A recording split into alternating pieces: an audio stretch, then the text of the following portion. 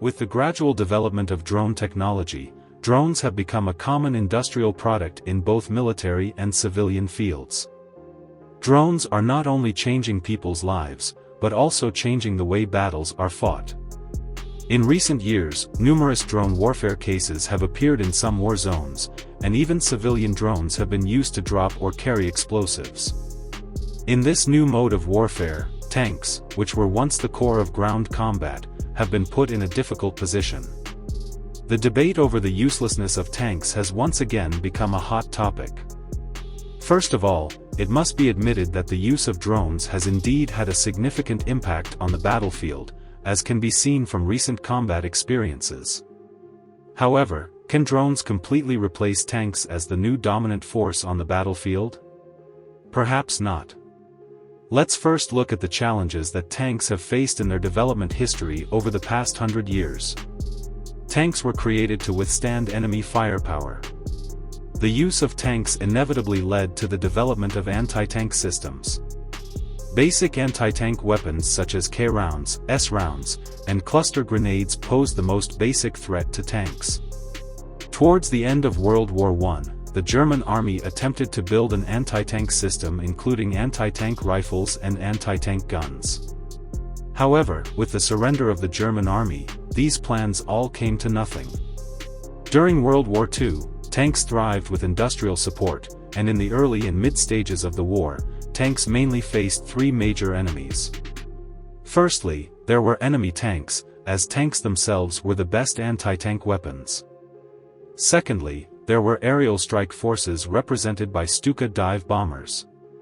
Finally, there were anti-tank guns, including towed and self-propelled. In the late stages of World War II, individual anti-tank rocket launchers became more common, becoming a new tank killer on the battlefield, forcing tank crews to pile things like wire beds onto their tanks. In fact, it can be seen from World War II that although tanks were the backbone of ground combat, many infantry tactics revolved around tanks or armored vehicles. However, the tank itself still remained a strong target for attack, and its ability to withstand hits and attract firepower did not necessarily increase its survivability compared to other branches, as it was still vulnerable to enemy attacks. However, it should be noted that the anti-tank systems before World War II were relatively immature, and many tended to favor traditional anti-tank guns. It was during the practical warfare of World War II that an integrated anti-tank system was developed, with attack aircraft in the sky and tanks, anti-tank guns, and individual rocket launchers on the ground, although equipment such as incendiary bottles and anti-tank grenades were also widely used. They caused less damage to tanks than the aforementioned. At this time, tanks were surrounded on all sides. Nonetheless, tanks continued to develop in a heavier direction, with the mainstream idea being to enhance the survivability of tanks by using stacked armor. In the 1950s and 1960s, tanks faced new technological threats in the form of fin-stabilized armor-piercing shells and anti-tank missiles, the former relying on kinetic energy to penetrate heavy armor and the latter using armor-piercing jets to penetrate tank armor. During this period, two different ideas for tank development emerged. One was the idea of armor uselessness, as seen in tanks like the Leopard. Since armor could no longer withstand anti-tank weapons, the suggestion was to only retain basic defensive capabilities, completely abandoning protection against armor-piercing shells, and relying on high mobility and preemptive tactics to enhance survivability. The other idea was more traditional, focusing on how to stack thicker protective armor on tanks, as the penetration depth of armor-piercing shells and armor-piercing rounds was always limited. The emergence of composite armor solved this problem, achieving the same level of defense with relatively less armor.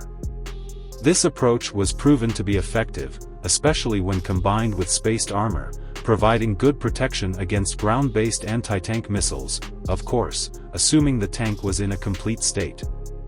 In the 1970s, the idea of composite armored tanks was widely recognized by various countries, and many proponents of armor uselessness stopped discussing the matter.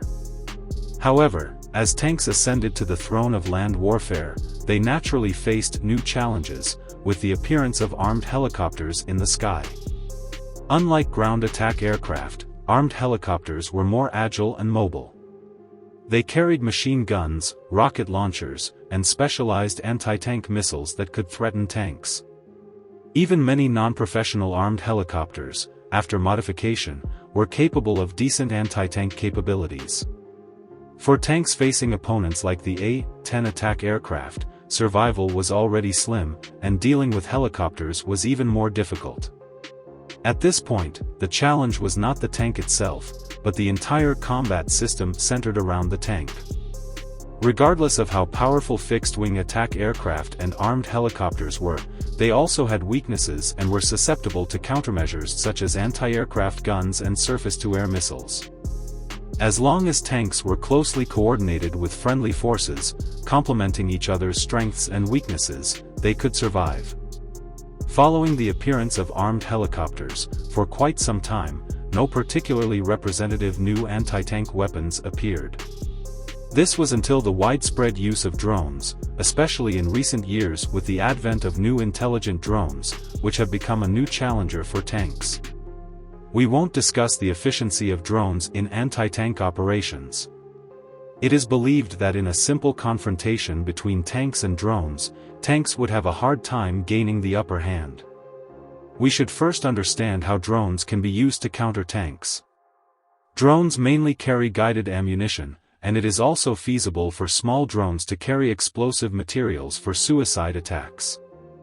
There are not many other widely used methods, so for medium and large drones used in anti-tank operations, the aircraft itself is just a new type of carrier platform, similar to armed helicopters and ground attack aircraft carrying anti-tank missiles. The main difference lies in the carrier platform. With modern technology, drones have achieved remote-controlled flight capabilities, combining functions such as ground search and guided ammunition. It seems that drones can also be classified into large, medium, and small types, with larger ones like the US military's Predator drone and smaller ones like our domestically produced certain type of drone. Next, let's briefly analyze some actual cases of drone use to see if drones are truly invincible on the battlefield. The MQ-9 Reaper drone is believed to be well known to most people. This type of drone gained fame in the early 21st century and is one of the most deployed large drones in actual combat. It can carry weapons such as the Hellfire air-to-ground missile and laser-guided bombs, and has been very active in the Middle East, easily taking on anti-tank roles. So how effective is the Reaper? The answer is, very effective. Otherwise, the British and American military would not continue to purchase it. However, a closer analysis reveals a problem. These Reapers are mostly used to bully countries like Iraq and Afghanistan, which do not have the ability to fight back. These countries' defense systems have either collapsed or compromised, and they hardly pose a challenge to the Reapers. The Reaper is very aggressive, but it has encountered Iran, a formidable opponent. We won't go into detail about this matter, but suffice it to say that not only did Iran shoot down the Reaper, it even managed to land a new type of MQ-170 drone under its control. This was a slap in the face to the drones, as a nearly intact advanced drone defected to the enemy, all thanks to Iran. It is clear that in front of countries with intact defense systems, drones cannot easily dominate without the support of technologies like stealth, and in the face of air defense systems and network forces, they cannot completely suppress the opposition. They must first ensure that they are not shot down by surface-to-air missiles. Moving on to a recent regional conflict, the TB-2 drone, with a payload of 55 kilograms, can be considered a small to medium-sized drone. Despite being a relatively well-known drone, this aircraft also suffered the tragic fate of being shot down. Although this drone did manage to carry out many successful ground attacks during the conflict, including destroying tanks and artillery positions, it also fell victim to ground-based anti-aircraft firepower, with reports of drones being shot down. A careful analysis of the two main characters in the conflict reveals that neither country, whether in terms of territory or strength, was a major power. Not long after the start of the conflict, both sides began to mobilize retired veterans and other personnel for combat.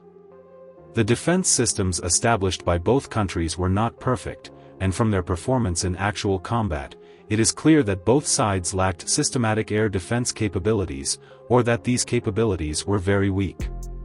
They lacked anti-aircraft guns, surface-to-air missiles, air surveillance radars, and some of their electromagnetic interference equipment was outdated and unusable, resulting in a situation where drones from both sides were attacking each other's ground forces, with the ground forces having to silently endure it all. From this perspective, can this war prove that tanks are now obsolete? Clearly, it cannot. Drones have only enriched tactical means, and for some smaller countries, the appearance of drones is like giving them each a knife, without providing them with a shield for defense. Both sides can only rely on brute force. On the other hand, if one side in a conflict has enough air power and a well-developed field air defense system, with ample surface-to-air missiles, self-propelled anti-aircraft guns, portable anti-aircraft missiles, and effective electronic warfare equipment, can today's drones still freely drop bombs on tank positions? They would likely be detected shortly after takeoff, and even the command center could be targeted. The widespread use of drones has enriched tactical means for ground attacks, similar to the introduction of machine guns in World War I. When both sides have machine guns, it only results in more casualties. As the core of ground combat, tanks still endure firepower and output heavy weapons, and aerial weapons have always been the bane of tanks, and will likely continue to be in the future. However, drones cannot replace tanks in enduring ground machine gun fire, and most of the time, they cannot timely destroy enemy tanks and armored vehicles. As two different types of weapons in the combat system, drones and tanks have developed their own tactical rules over the years. For now, heavy armored weapons like tanks will not exit the historical stage, but they are increasingly relying on the assistance of friendly forces, otherwise everyone would want to rush up and take a bite. As for the development of drones, it is likely that small and micro drones used by infantry units will become another highlight. Perhaps in the future, drones will become standard equipment for infantry squads, and at that time, the development of tactics will be another matter.